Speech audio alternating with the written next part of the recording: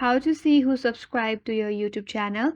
Hi everyone, this is Kid here and welcome back to the channel, and on today's video we will learn how we can see who subscribed to your YouTube channel. So without further delay, let's get started with this video.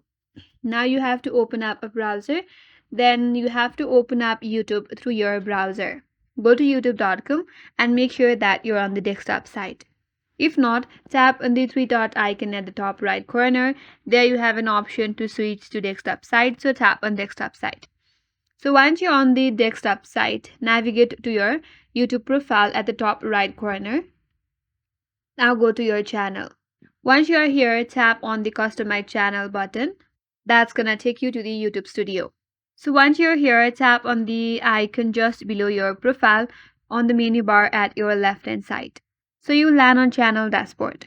Here on the channel dashboard, you will find who have subscribed to your YouTube channel.